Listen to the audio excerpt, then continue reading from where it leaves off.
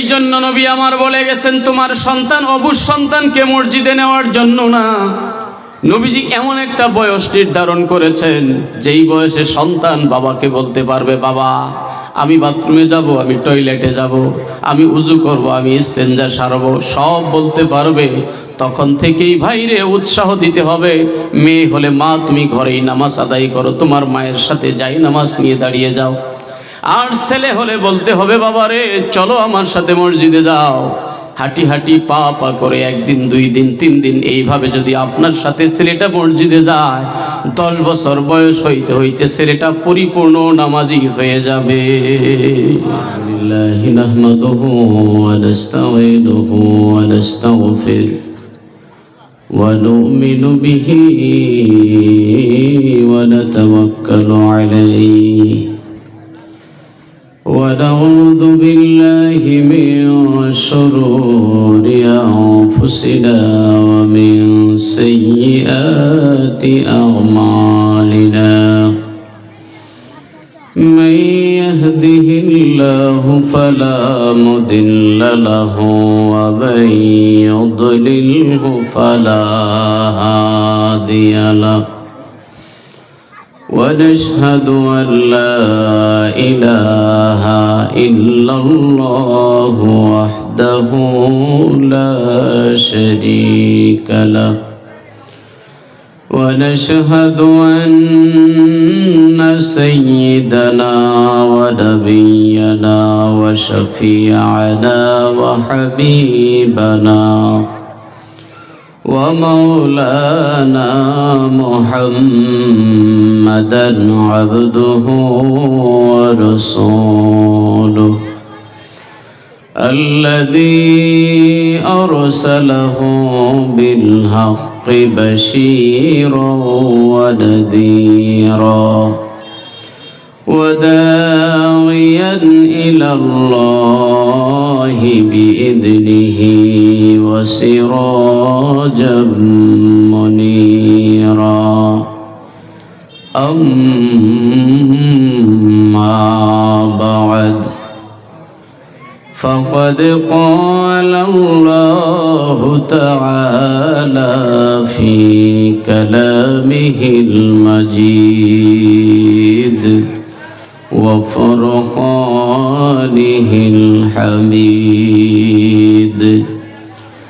আমরা কথাবার্তা বন্ধ করে সকলে একসাথে তেলাওয়াত করি। আউযু বিল্লাহি মিনাশ শাইতানির রাজিম। বিসমিল্লাহির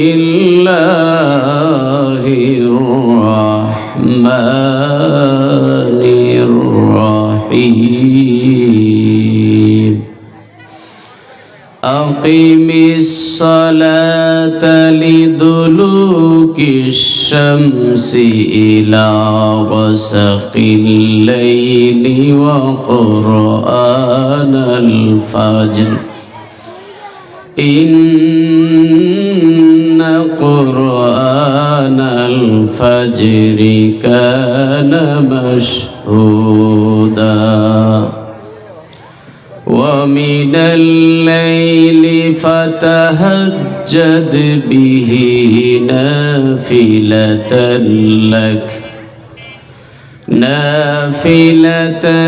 لك عسى أن يبعثك ربك مقاما محمودا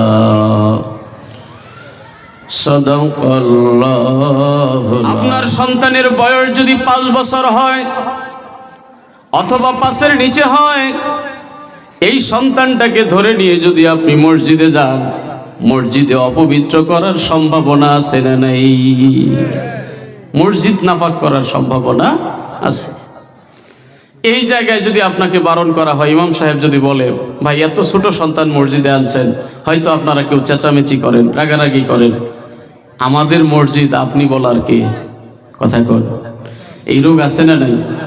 আমাদের মসজিদ আপনি বলার কে? মসজিদ কারোর না ভাই, মসজিদ কার? জবান খুলে বলেন, মসজিদ কার? মসজিদ হলো আল্লাহর ঘর। একটা মসজিদ যদি কলা পাতা দিয়ে তৈরি করা হয়, একটা মসজিদ যদি খেজুরের পাতা দিয়ে তৈরি করা হয়, সন দিয়ে তৈরি করা হয়, মাটির দেয়াল হয়, আর আপনার বাড়ি যদি 26 তলা বিল্ডিং হয়, 26 তলা বিল্ডিংটারে আপনার দাবি করতে পারবেন, কিন্তু কলা পাতার ছানি দিয়ে তৈরি একটা মসজিদ, এটাকে সভাপতি বলেন আর সেক্রেটারি বলেন, ক্যাশিয়ার বলেন, এলাকার মাতব্বর শ্রেণীর লোক বলেন আর যেই বলেন না কেন, কেউ বলতে পারবে না, এটা বলার ক্ষমতা আল্লাহ কাউকে দেয় নাই যে মসজিদ আমার, মসজিদ হলো বাইতুল্লাহ, মসজিদ আল্লাহর ঘর। ঠিক না ভাই? ঠিক। মসজিদ নিয়ে আসলেই বাড়াবাড়ি করা ঠিক না। মসজিদ আমার এই কথা বলা যাবে না। হ্যাঁ, এরপরে যদি আমরা দ্বিতীয় পর্যায়ে আসি, নেতৃত্ব যদি কারোর থাকে মসজিদে, প্রভাব যদি কারোর থাকে, সেটা থাকবে মসজিদের ইমাম সাহেবের। সভাপতি সাহেবের চাইতে ইমাম সাহেবের পাওয়ার কম না বেশি? আপনারাই বলতেছেন, ফতোয়া কিন্তু আমি দিই নাই। কার পাওয়ার বেশি? ইমাম সাহেব যদি একটা গরিবের ছেলেও হয়, ইমাম সাহেব যদি একটা ঠেলাওয়ালার ছেলেও হয়, রিক্সাওয়ালার ছেলেও হয়, কিসের কারণে? সে আপনার ইমাম, সে আপনার লিডার, সে আপনার নেতা।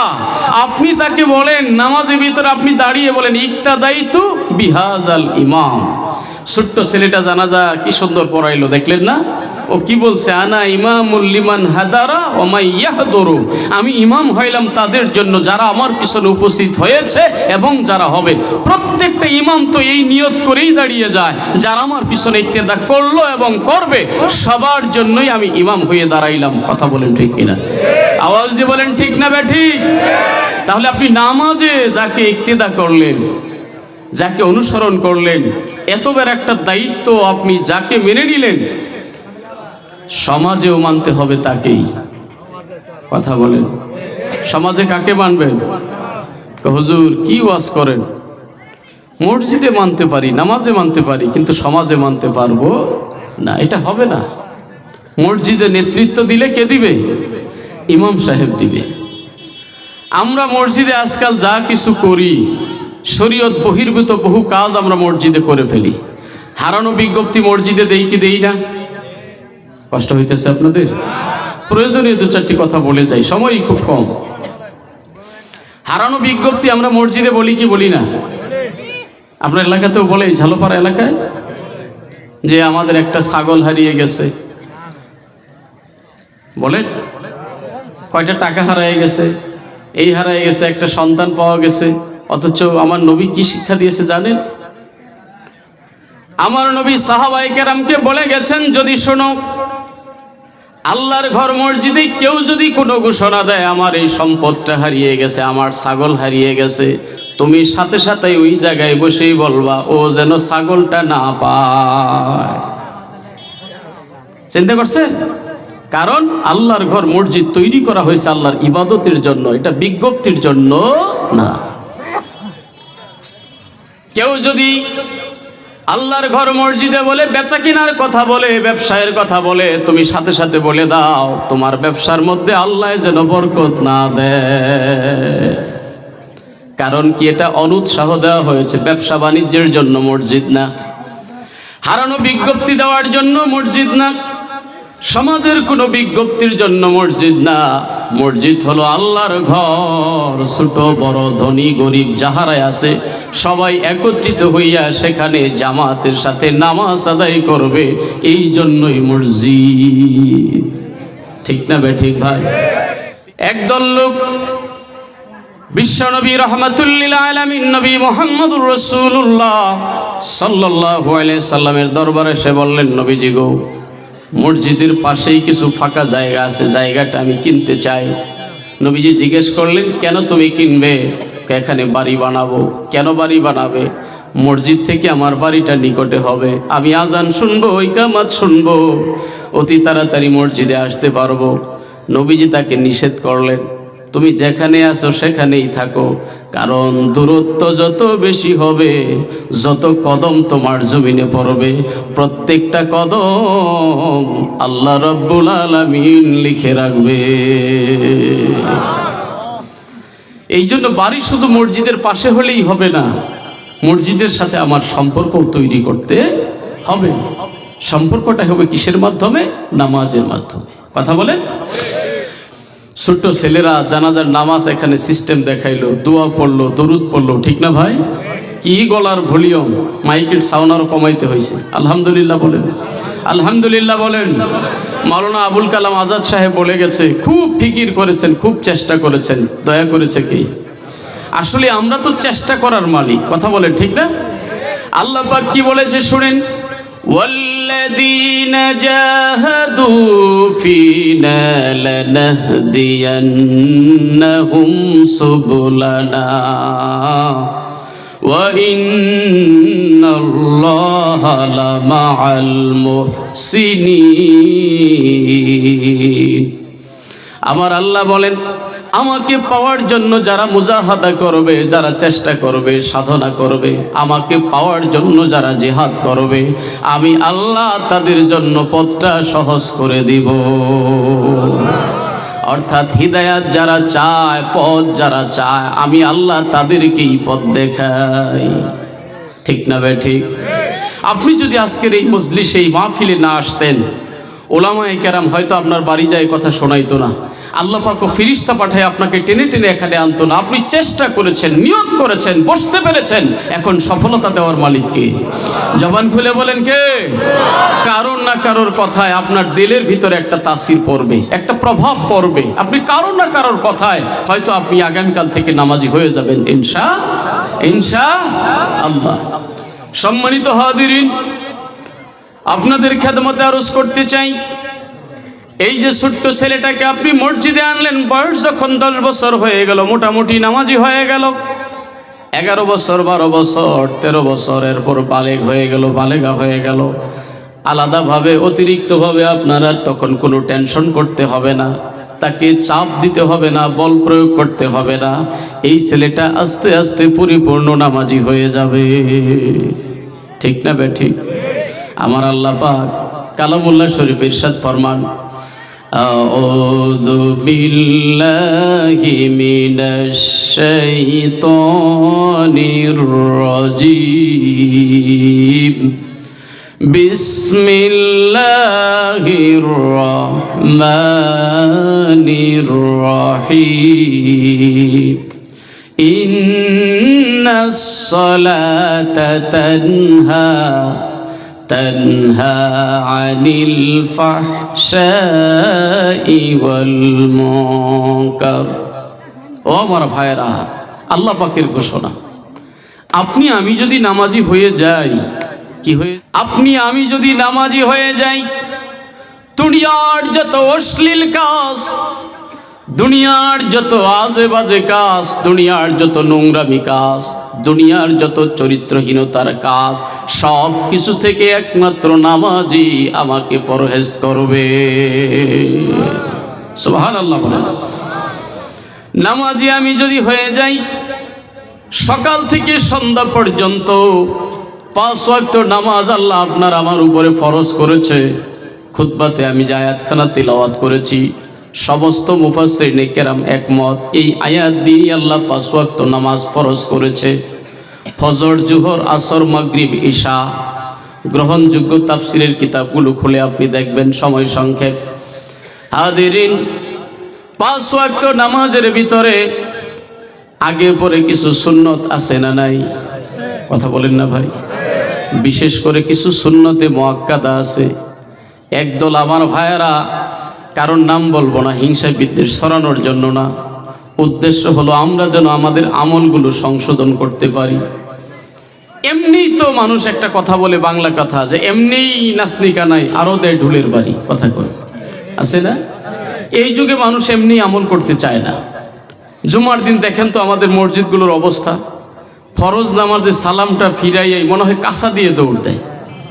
আছে আপনার এদিকেও আছে? মনে নাউজুবিল্লাহ বলেন, নাউজুবিল্লাহ।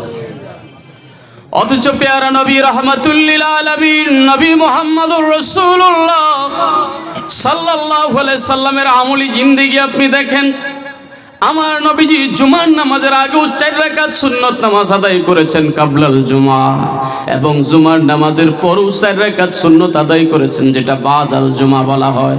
এমনকি অনেক ফিকার কিতাবে আপনি পাবেন আরো 2 রাকাত ওয়াক্তিয়া সুন্নত আছে। কেউ কেউ আখেরি জোহরের কথাও বলেছেন, সব বাদ দিলাম, কিন্তু অন্তত জুমার আগে 4 রাকাত, জুমার পরে 4 রাকাত, এটা সুন্নতে মুআক্কাদা। না পড়লে আপনি গুনাহগার হয়ে বাড়ি যাবে। একটুকু খেয়াল করছি, 7 দিন তো খবরই নাই, কোনো মতে জুমার দিন একটু মসজিদে আসলাম, আইসেও আবার কত তাড়াতাড়ি। ঝামেলা আছে না নাই ভাই? কষ্ট নিতেছেন? কিছু সত্য কথা বলে যাই। জুমার আগেও 4 রাকাত সুন্নতে মুআক্কাদা, জুমার পরেও 4 রাকাত সুন্নতে মুআক্কাদা। না আদায় করলে আপনার গুনাহ হবে। এরকম 5 ওয়াক্ত নামাজে কিছু সুন্নত আছে না নাই? ফজরের নামাজের ফরজের আগে 2 রাকাত সুন্নত, জোহরের নামাজের ফরজের আগে 4 রাকাত সুন্নত, পরে 2 রাকাত সুন্নত। আসরের নামাজের আগেও 4 রাকাত আছে, এটা সুন্নতে গয়রে মুআক্কাদা। এরপরে মাগরিবের নামাজের 3 রাকাতের পরে 2 রাকাত সুন্নত, ঈশার নামাজের পরে 3 রাকাত সুন্নত, 2 রাকাত সুন্নত, 3 রাকাত বিতির। আছে না নাই? আমরা বিতির নামাজ কয় রাকাত মানি? কয় রাকাত? 3 রাকাত। হাজিরিন, এই সুন্নতগুলো, ওয়াজিবগুলো গুরুত্ব। আমার ভাইরা, এমনি মানুষ আমল করতে চায় না, এমনি তো মানুষ ফাঁকফুকর খুঁজে, এমনি মানুষ মসজিদমুখী হতে চায় না। আরও যদি আমরা উৎসাহ দিয়ে বলি এগুলোর দরকার নাই, তাহলে দিনের জন্য, ধর্মের জন্য, ইসলামের জন্য লাভ হলো না, ক্ষতি হলো, ক্ষতি হয়ে গেল।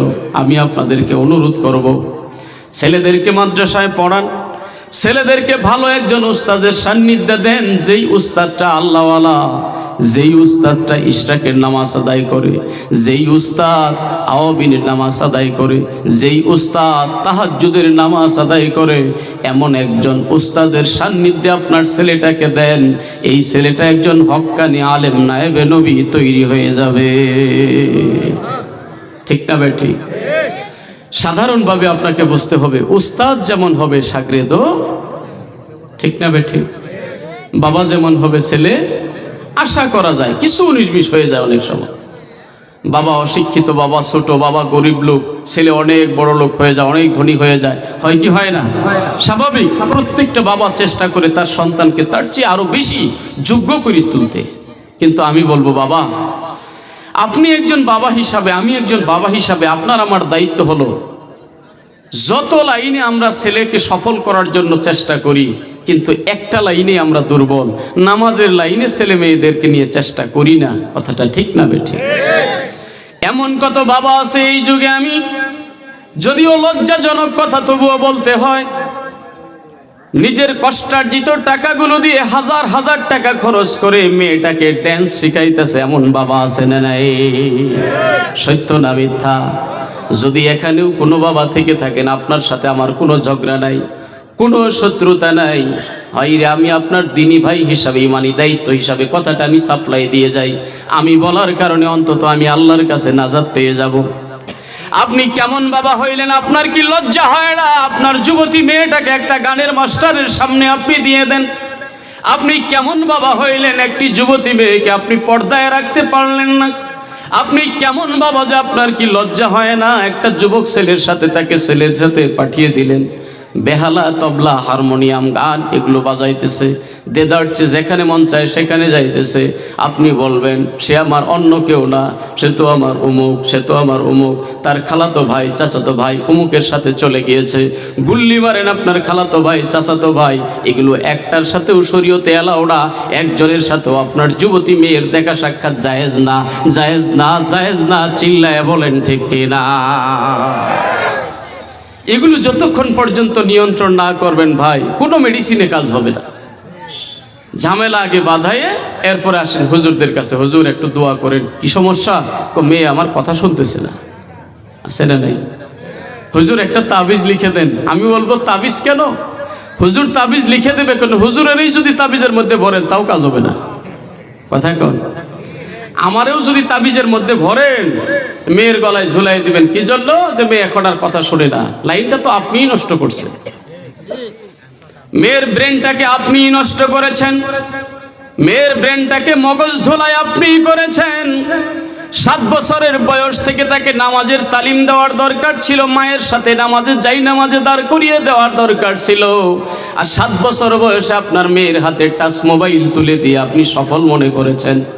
আপনি ভেবেছেন আমি একজন ডিজিটাল বাবা, আমি একজন আধুনিক বাবা। আছে না নাই? এমনকি গর্বের সাথে বলতে থাকে আমার মেয়ের বয়স মাত্র 6 বছর 5 বছর, টাচ মোবাইলের ফাংশন যা আছে সব বুঝে। এমন বাবা আছে না নাই? এমন মা আছে না নাই? আমি বলবো বাবা রে, তুমি একজন বাবা নামের কলঙ্ক। আমি ওই মায়েরে বলবো যে মা টাচ মোবাইল শিখাইয়া বান্ধবীদের সঙ্গে গল্প করে, আমার মেয়ের বয়স, ছেলের বয়স মাত্র 5 বছর 6 বছর, টাচ মোবাইল চালাইতে জানে, আমি বলবো তুমি মা নামের কলঙ্ক। তুমি ডিজিটাল মা না, তুমি সোশ্যাল মা না, আমি বলবো তুমি আনসোশ্যাল, তুমি অসামাজিক। জুল্লায় বলেন ঠিক কিনা? এগুলো কখনো ভালো মায়ের, ভালো বাবার কাজ হইতে পারে? ভালো বাবার কাজ কি? দয়াল নবীজির ডিরেকশনটা আপনি কাজে লাগান। 7 বছর বয়স থেকে তাকে কোরআনের তালিম দেন, নামাজের কথা বলেন, আস্তে আস্তে মসজিদে আনেন। আপনি দেখতেছেন যে দুনিয়ার সব কাজের মধ্যে মনে হয় সফলতা। আমি বলি না যে দুনিয়ার কাজে সফলতা নাই, ওটা দুনিয়ার লাইনে সফলতা। পরকালীন লাইনে সফলতা পাইতে গেলে আল্লাহর কোরআনের কাছে যেতে হবে, আল্লাহর ঘর মসজিদে যেতে হবে, নামাজের মধ্য দিয়ে আল্লাহকে পাইতে হবে। কারণ কি জানেন? খোলেন কুরআনুল কারীম 18 পারার সূরার যে শুরুটা, আল্লাহ পাক কি বলেছেন মুমিনের কথা। মুমিনের সফলতাটা কোথায়? আপনি আমি সফলতা খুঁজতেছি চাকরিতে, আপনি আমি সফলতা খুঁজতেছি ব্যবসাতে, আপনি আমি সফলতা খুঁজতেছি দুনিয়ার এই কাজে, এই কাজে, সেই কাজে, কিন্তু মূলত মুমিনের জন্য সফলতা হলো নামাজে। চিল্লায়ে বলেন সুবহানাল্লাহ। কোথায় সফলতা? কোথায় সফলতা? قد أفلح المؤمنون الذين هم في صلاتهم خاشعون। الله أكبر। আমার আল্লাহ বলে মুমিনরা সফল হয়ে গেছে। সফল হবে বলে নাই, সফল হয়ে গেছে। কারা? আল্লাযীনা হুম ফি সলাতিহিম খাশিউন, যাদের নামাজটা হলো বিনম্র নামাজ, খুশুর নামাজ, হুজুর নামাজ, হুজুরি কলবের নামাজ। যেই নামাজে দাঁড়াইলে দুনিয়ার কোনো খেয়াল থাকে না, একমাত্র আল্লাহকেই মনে পড়ে, এমন নামাজ যে উপহার দিতে পেরেছে ওই মুমিন সফল হয়ে গেছে। সুবহানাল্লাহ। এই জন্য আল্লাহ রাব্বুল আলামিন বলে দিয়েছেন হাবিবকে, হাবিব কুল, আপনি বলেন সুবহানাল্লাহ বলেন। কোরআনুল কারীমে বহু জায়গায় এরকম নির্দেশ আল্লাহ তার হাবিবকে দিয়েছে, হাবিব কুল, আপনি বলেন। ছোট্ট একটা সূরা কোরআন কারীমে সূরাতুল ইখলাস আছে না নাই? এখানে কুল শব্দটা আছে না নাই? অর্থ কি বলেন বা বলো। কে বলতেছে? কাকে বলতেছে? মুহাম্মদ সাল্লাল্লাহু আলাইহি ওয়াসাল্লাম। আপনি যত গান বলেন, যত বাজনা বলেন, হারমোনিয়াম বলেন, যত নর্তকী মেয়েদের নাচ যাই বলেন না কেন, বলবো বাবারে এগুলো একদিন এটা আরেকদিন শোনাইলে দ্বিতীয় দিন আপনার আর ভালো লাগবে না। যত বড় নায়িকায় আসুক, যত ড্যান্স দেখ, পরের দিন বলবেন এটা পুরান হয়ে গেছে। কথা কন না? কিন্তু কোরআন এটা জীবন্ত একটা মুজিজা, রহমাতুল লিল আলামিনের জীবনে ছোট্ট একটা সূরা, সূরাতুল ইখলাস। এই যে জন্মের পর থেকে আমরা পড়তেছি, কিয়ামত পর্যন্ত যত মানুষ আসবে সবাই পড়বে, এটার মজা কোনোদিন শেষ হবে না। কোরআনের মধ্যে আল্লাহ ইলেকট্রনিক্স পাওয়ার ফিট করে দিয়েছে। জীবন্ত শক্তি এর ভিতরে আছে। এর ভিতরে একটা চুম্বকের চাইতে আকর্ষণ আছে। যত তেলাওয়াত করবে তত তেলাওয়াত করতে মন চাবে, যত পড়বে তত ভালো লাগবে। আমার নবীজিও বলে দিয়েছে একটা অক্ষর তেলাওয়াত করলে আমল নামায় 10টা নেকি সাথে সাথে লিখে দাও। সওয়াব আছে না নাই? সূরাতুল ইখলাস ছোট্ট একটা সূরা, নবীজি সবার সামনে আস্তে করে তিলাওয়াত করে ফেললেন। তিলাওয়াত করে নবীজি ভিতরে চলে গেলেন হুজরা মুবারাকায়। সবাই বসেই রয়েছে, ভাবছে নবীজির কোনো হাজত, কোনো প্রয়োজনে, অথবা নবীজির উপরে তাফসিরে যেভাবে আসছে, অথবা নবীজির উপরে ওহী নাজিল হইতেছে, এই জন্য নবীজি হয়তো হুজরা মুবারাকায় ঘরে চলে গিয়েছেন মনে করতেছে অনেকে। একটু পরে আবার তাশরিফ আনলেন, এসে বললেন কি ব্যাপার, তোমরা যে বসেই রইছো, হুজুর আপনি না বলছেন কুরআনুল কারীম থেকে 1/3 আমাদেরকে তিলাওয়াত করে শোনাবেন? সুবহানাল্লাহ বলেন। কি আগ্রহ তাদের। নবীজি তখন বললেন, শোনো, তোমাদের কেউ যদি কুরআনুল কারীমের এই ছোট্ট সূরা, যেই সূরাটার সিরিয়াল হলো কুরআনুল কারীমে 112 নম্বর সূরা, কত নাম্বার সূরা? 112 নম্বর সূরা। এই সূরাতুল ইখলাসটা কেউ যদি মাত্র একবার পড়ে, 10 পারা পরিমাণ পড়ার সওয়াব আল্লাহ তার আমলনামায় দিয়ে দেয়। এই যে কোনো দুয়ার অনুষ্ঠানে মজলিসে আমরা বললি, হুজুররা বলে দেয়, ভাই পড়েন একবার সূরা ফাতিহা। বলে কি বলে না? বলে 3 বার পড়েন সূরা ইখলাস। 3 বার সূরা ইখলাস পড়া মানে পুরা কোরআন মাজিদ খতমের সওয়াব আপনি পেয়ে গেলেন। সাহাবায়ে কেরাম তো অতি উৎসাহ পেয়ে গেল। ছোট্ট একটা সূরা, এটার এত ফজিলত। আল্লাহর নবীর একজন সাহাবী যাকে যুদ্ধ পাঠিয়ে দিলেন লিডার বানাইয়া, আরো কয়েকজন মিলে যুদ্ধে গিয়েছে। যুদ্ধের ওই সফরের মধ্যে যতদিন দিনে রাতে নামাজ হয়েছে, সূরা কেরাত যেগুলো শব্দ করে পড়তে হয়, যেমন জুমার নামাজ কেরাত জোরে পড়া হয়, কথা কোন ঠিক না বেঠিক? জোহরের নামাজকে কেরাত আপনারা জোরে পড়েন। জোহরের নামাজ হলো সিররি কেরাত, এটা গোপন কেরাত, মনে মনে পড়বে, জোরে পড়া যাবে না। আপনি যদি প্রশ্ন করেন, উত্তর দেওয়ার ক্ষমতা আমার নাই। উত্তর একটাই, কোনো যুক্তি খাটবে না, আপনার কোনো গবেষণা খাটবে না, মেনে নিতে হবে আমার রাসূল আস্তে পড়েছে, আমরাও আস্তে পড়তে হবে। বুঝাইতে পারছি? খুব সহজভাবে আমি কথা বলতেছি, কষ্ট হইতেছে আপনাদের? আসরের নামাজ কেরাত জুড়ে পড়ার ক্ষমতা আমার নাই, কারণ রাসূল পড়ে নাই। এটাই সিস্টেম হয়ে গেছে। মাগরিবের নামাজ কেরাত জুড়ে পড়তে হয়। আল্লাহর নবীর ওই সাহাবী যাকে যুদ্ধের অধিনায়ক বানায়া পাঠিয়ে দেওয়া হলো, এই লোকটা যুদ্ধের সফরে যতদিন ছিল, জুরে কেরাতের যত নামাজ, সব নামাজের প্রথম রাকাতে অন্য সূরা পড়েছে, আর দ্বিতীয় রাকাতে শুধু সূরা ইখলাস। কোন সূরা সে নাকি আল্লাহ জানে, সত্য মিথ্যা ওরা জানে। তো কথাটা আসলে বাস্তব। এক মসজিদের ইমাম সাহেব এবং মুয়াজ্জিন সাহেব দুইজনে মিলে পরামর্শ করছে, আজকে সমাজে একটা ঘটনা ঘটাবো। কি ঘটনা? জোহরের আজান 11টায় দিব। কয়টায়? মুয়াজ্জিন সাহেব বলছে জোহরের আজান আজকে দিব কয়টায়? কারণ কি, তাদের মনে অনেক দুঃখটা হইল বেতন পায় না, খাওয়া নাই, এটা না, কোনো লোক মসজিদে আসে না। বুঝছেন ব্যাপারটা? দুঃখ হইল তাদের। অনেক আমাদের গ্রাম এলাকায় এই সমস্যাটা আরো বেশি টাউনের চাইতে, ঠিক না বেঠি?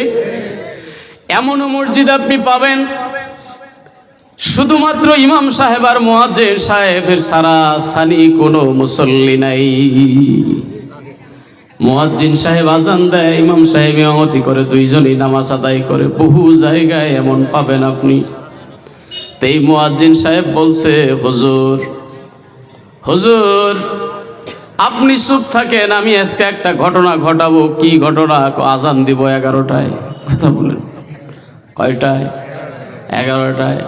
ইমাম সাহেব ভয় পাইতেছে, তুমি তো আর কিছু করলা না, এটা আমার চাকরিটা খাবা।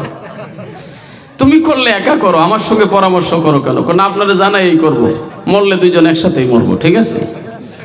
ঘটনা একটা ঘটাবো। কি ঘটাবা? 11টায় আজান দেব। কেন? কয়টা পরে দেখেন আপনি কি হয়। ঠিক কথা মতো যাই, মাইকে আজান দিয়ে দিছে 11টায়। কয়টায়? দিনের 11টায় আজান দেওয়া মাত্র সারা মহল্লা হইচই শুরু হয়ে গেছে। জীবনে যেটা কোনোদিন মসজিদে আসে না, টেবিল বৈঠক শুরু হয়ে গেছে। একজন আরেকজনের বলে, শুনছনি আমাদের মসজিদের অবস্থা বেতাল। কি হয়েছে? কি হওয়ার আর বাকি আছে? কি হয়েছে? আজকে আজান দিছে 11টায়।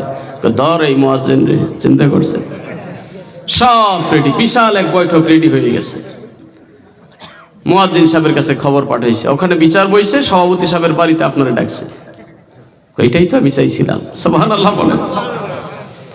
এটাই আমি চেয়েছিলাম। ইমাম সাহেব তো ভয়ে কাঁপতেছে। হুজুর আপনি কাঁপবেন না, চলেন আমার সাথে, জব যা লাগে আমি দিব, আপনার কোনো চিন্তা নাই। যেই ঘটনা ঘটছে এটাই আমি পরিকল্পনা করছিলাম, ঘটাইতে চাইছিলাম। সবাই বসার পরে ডাকছে, মুয়াজ্জিন সাহেব আপনি কি করছেন? কয় কি করছি? আজান দিছেন 11টায়। কয় ঠিকই তো করছি। কেমনে ঠিক করলেন? যেই মহল্লায় কোনো মানুষ নাই, মুসল্লি নাই, 11টা দিলেই কি আর 10টা দিলেই কি? অর্ধেক মাথা নিচু হয়ে গেছে, যারা বুঝার অর্ধেক বুঝে ফেলছে। কি বলেন আপনি?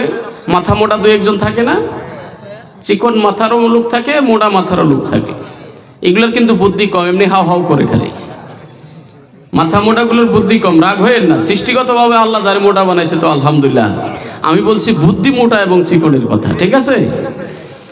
কোনো সৃষ্টিকে নিয়ে আমরা অবজ্ঞা করি না। কেউ হবে কালো, কেউ হবে সাদা, কেউ চিকন, কেউ মোটা, কেউ লম্বা, কেউ খাটো। আল্লাহ যাকে যেভাবে বানায়, কোনো সৃষ্টি নিয়ে মন্তব্য করার ক্ষমতা আল্লাহ মানুষকে দেয় নাই।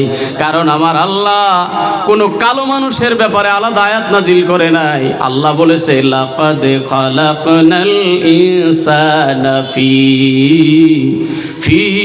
আহসানি তাকওয়িম। মানুষকে আমি সবচাইতে সুন্দর আকৃতি দিয়ে সৃষ্টি করেছি।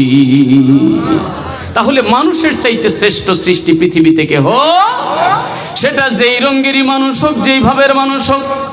আমি বুদ্ধির কথাটা বলতেছিলাম। লোকগুলো সমবেত হয়ে গেল, মুয়াজ্জিনকে বলল, কেন তুমি করলা?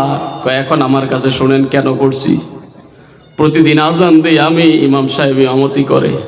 আমি বলি ইক্তাদাইতু বিহাযাল ইমাম, আর আমার ইমাম সাহেব বলে আনা ইমামুল লিমান হাদারা ওয়া মান ইয়াহদুরু।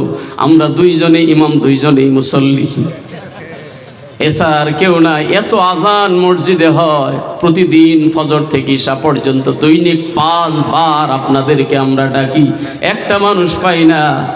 তাতে একটু উল্টা পাল্টা করে দেখি আসলে মহল্লায় লোক আছে না মারা গেছে। কিন্তু আজকে 11টায় আজান দেওয়ার পরে বুঝলাম অবশ্যই লোক আছে, কিন্তু আজান শোনে না, ওরা শয়তানের গান বাদ্য শোনে। ঠিক না বেঠি? তখন তো আর কোনো নেতা কথা বলে না। আসলেই তো ভুলটা আমাদের। মুয়াজ্জিন সাহেব, আপনি আমাদের ব্রেন খুলে দিয়েছেন, আলহামদুলিল্লাহ, আলহামদুলিল্লাহ। তবে ওই সমাজের লোকগুলোরে ধন্যবাদ দেওয়া দরকার। ওরা মুয়াজ্জিনের বিরুদ্ধে কোনো অ্যাকশনে যায় নাই, মুয়াজ্জিনের বিরোধিতা করে নাই, বরং বলেছে, ভুল স্বীকার করেছে।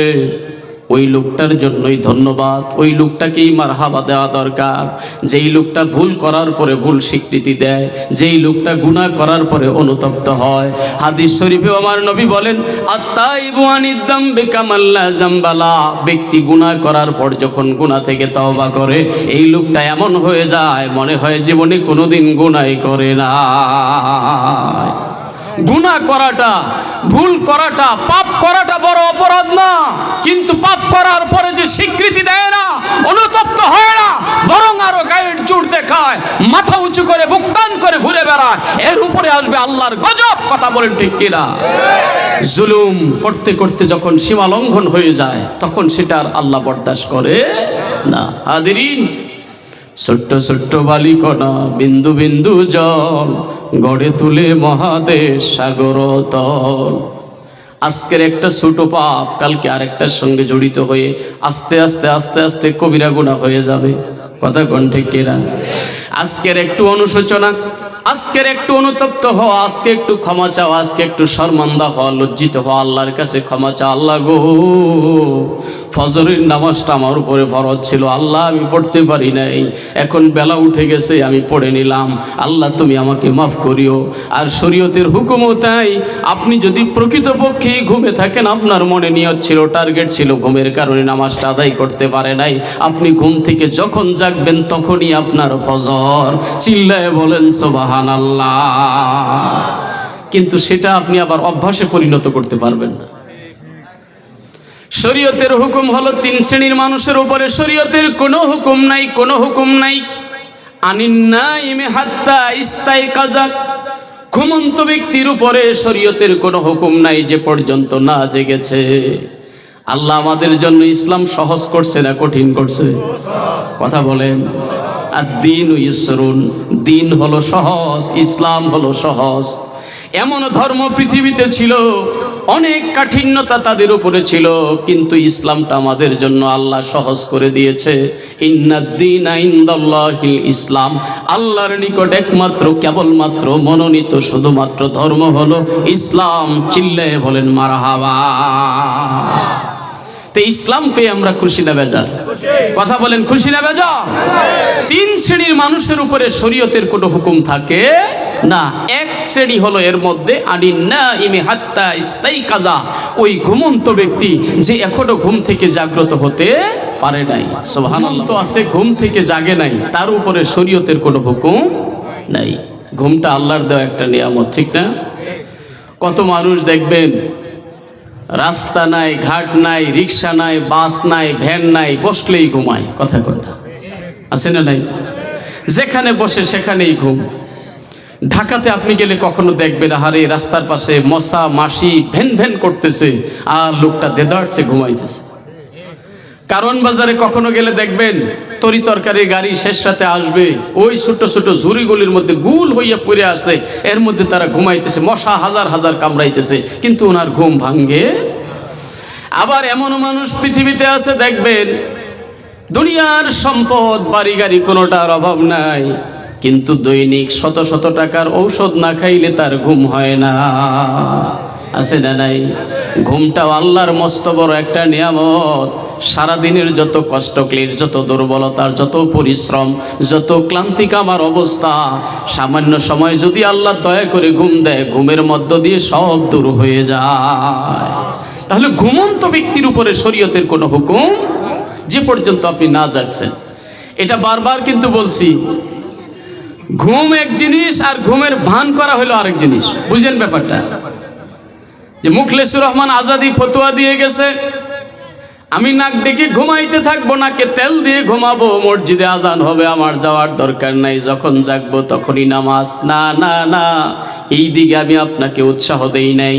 আমি বিষয়টা বুঝিয়েছি, কোনো কারণে যদি ঘুম গভীর হয়ে যায়, একজন পুরা নামাজি ব্যক্তিও যদি কোনো কারণে কোনো দিন ঘুম থেকে উঠতে দেরি হয়, আপনি 8টার সময় ঘুম থেকে উঠলে 8টাই আপনার ফজর। সুবহানাল্লাহ। কারণ আপনি ঘুম থেকে জাগতে পারেন। মৌতটা, ঘুমটা হলো মানুষের নিসফুল মাউত, মৃত্যুর অর্ধেক হলো ঘুম। ঘুম থেকে জাগলে মানুষের সকাল, আর না জাগলে পরকাল। কথা কোন ঠিক না বেঠি?